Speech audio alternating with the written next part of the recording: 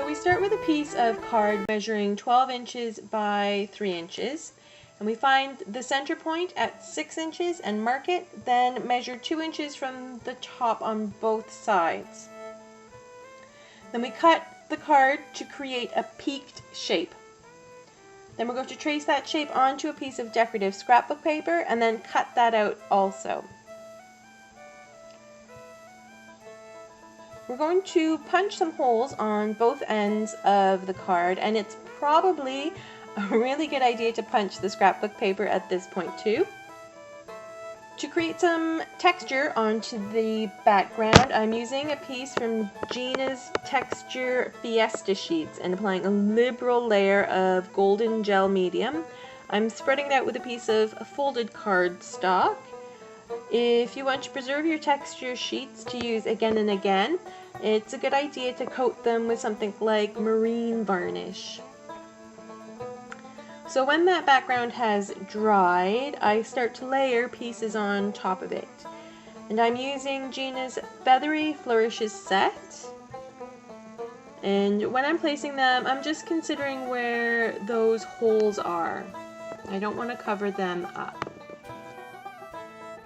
Next, I'm applying a Tudor rose and then some garden fairies. So take your time and fuss about until everything looks just right. Add a few dragons and then some more flourishes on top of that.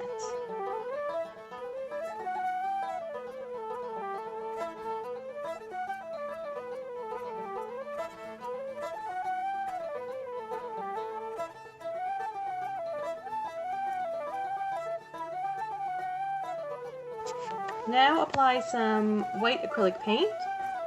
If you have gesso on hand, you can use gesso. If all you have is White House paint, go ahead and use that. I have used White House paint in my crafting. There's nothing wrong with that. Make sure that you get into all those little nooks and crevices.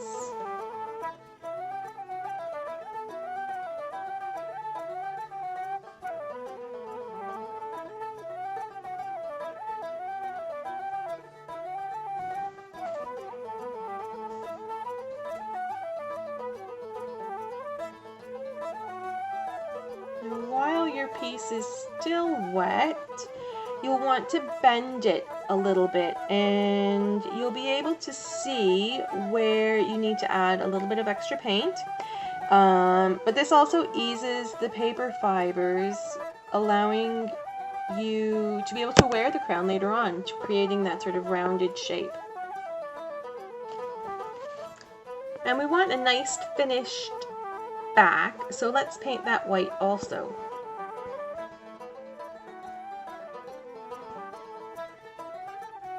And once the paint has dried, we can begin adding color. I'm using some Color Art Silks acrylic glazes. This is a Guatemalan green. And then I'm going to apply some Stargazer.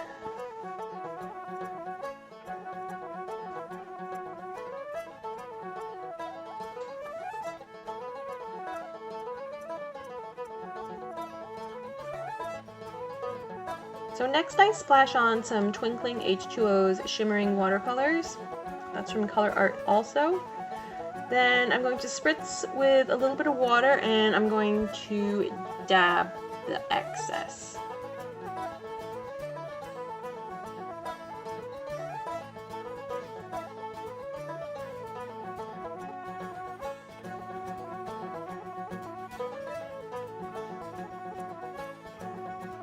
And I'm just working in layers, adding color, adding water, smushing it about.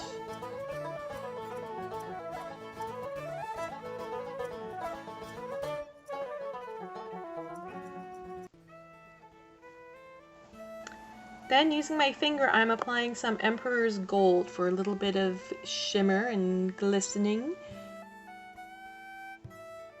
I'm just rubbing it on some edges here and there.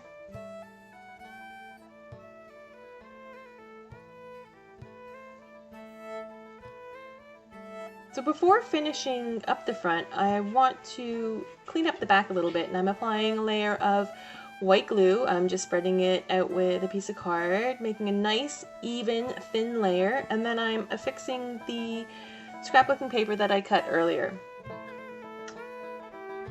Trimming off any excess on the edges, and then focusing on the front again.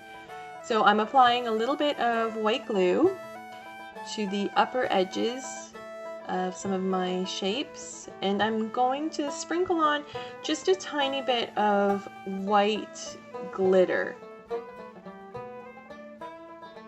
And I don't want to add too much glitter to this project because it is going on someone's head, and if anything comes loose, it's going to end up in their hair.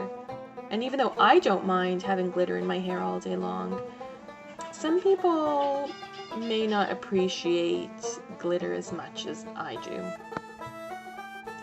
Finally, I am adding some beautiful paper flowers from Petaloo. These are from their Botanica collection, and they come in all sorts of colors. So if you're not fussy on blue, they have every color imaginable.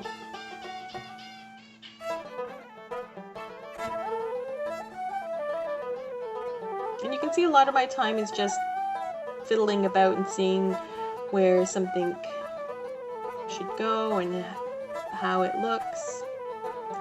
And finally, a couple of really cute, colorful butterflies.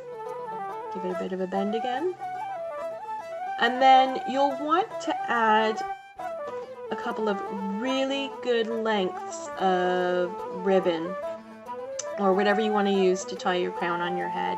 It's a good idea to wrap the crown around something while it dries, so like a pot or a bowl, and it'll help it to retain that rounded shape.